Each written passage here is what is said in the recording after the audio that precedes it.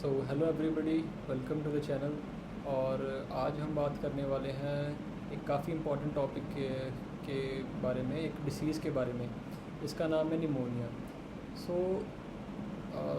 Some of you might know pneumonia, और if you are somebody who is new to this term. So pneumonia क्या होता है? इसमें it is inflammation of the lungs parenchyma.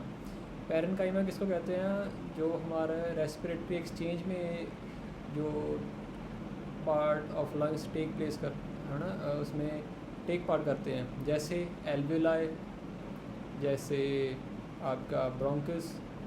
सो ये सारे parts जो lung के हैं वो कलेक्टिवली लंग पैरेन्काइमा में है। सो इनमें इन्फेक्शन, यूजुअली इन्फेक्शन के कारण हम कह सकते हैं कि निमोनिया होता है। और अगर हम टाइप्स की बात करें कि किन किन रीज़न के कारण निमोनिया होता है, सो नंबर 1 है बैक्टीरियल इन्फेक्शन के कारण, and it could be due to viral infection, जिसको हम वायरल निमोनिया कहते हैं, ड्यू टू फंगल इन्फेक्शन, जिसको फंगल निमोनिया कहते हैं, और माइकोप्लाज्म। सो डिफरेंट चीज़ों का कारण हो सकता है। और इवन अगर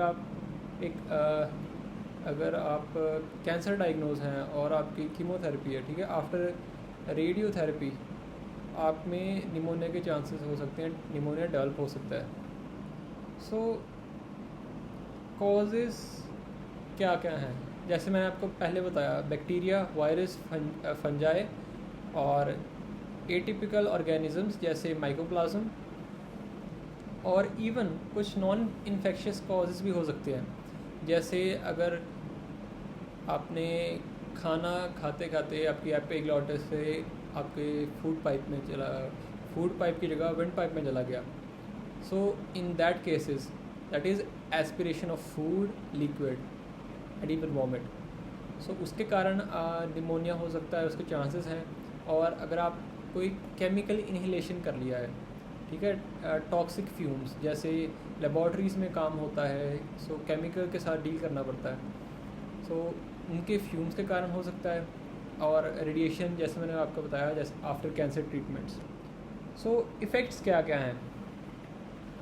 effects and complications of pneumonia. So सबसे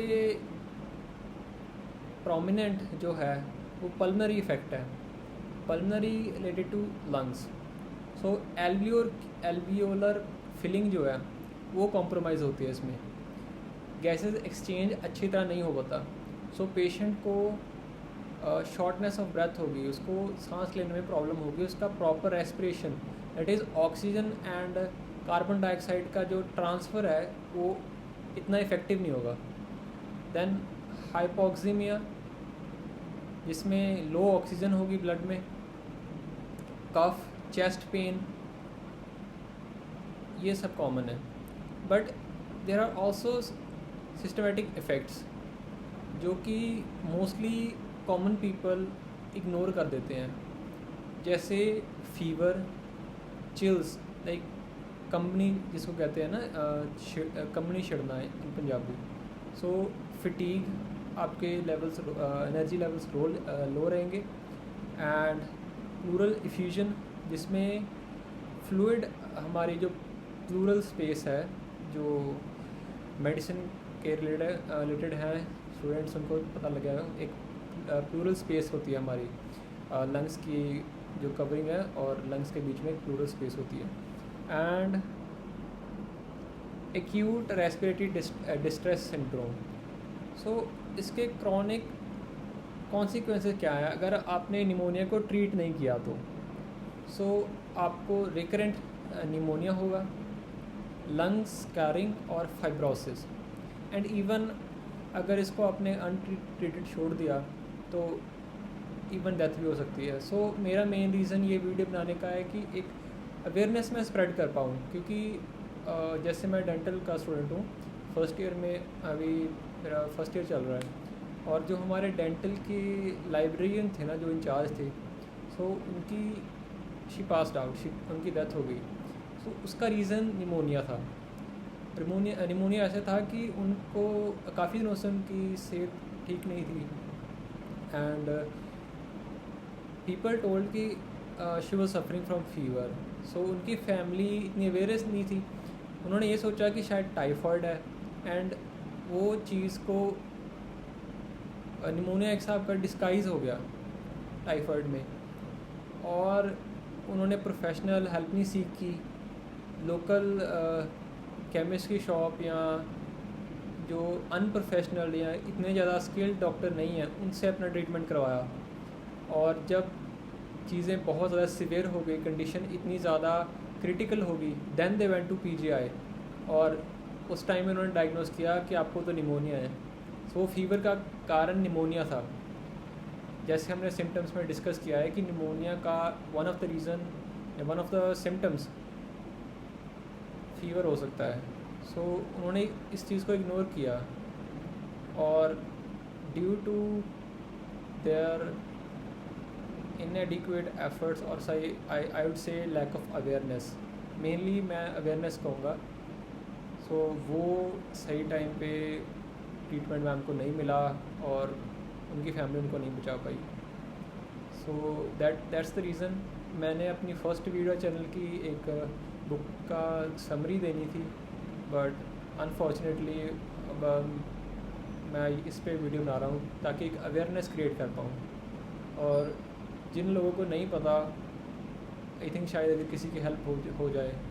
सो please guys, if you are watching this, please make sure कि आप इस वीडियो से कुछ लेकर जाओ इन्फॉर्मेशन, एंड लोगों को शेयर करो। जैसे अभी मैं डेंटल की स्टडी कर रहा हूँ, सो हमें भी फर्स्ट ईयर के सेम सब्जेक्ट होते हैं जैसे मेडिसिन के हैं, एनाटमी हम पढ़ते हैं, हम फिजियो भी पढ़ते हैं। सो डेंटल में क्या है, हम सोचते हैं कि हमने तो बस माउथ है ना, ओरल कैविटी को ट्रीट करना है, तो हमें क्या ज़रूरत है डिसीज़ के बारे में पढ़ने की जो हमारी ओवरऑल बॉडी में है। बट ये सिर्फ जो मेडिसिन पढ़ता है उनके लिए क्रूशियल नहीं है। एवरी कॉमन बीइंग, जो कॉमन ह्यूमन है, कॉमन पर्सन है, उनको भी पता होना चाहिए, ताकि अगर उनको अवेयरनेस होगी तभी तो वो जा पाएंगे डॉक्टर के पास।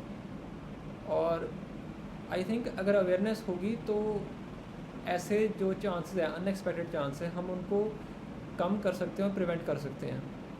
सो ऐसे ही विद इन अ वीक मैं एक और डिसीज़ पर ऐसी वीडियो लाऊंगा, और मेक श्योर आप चैनल को सब्सक्राइब करें।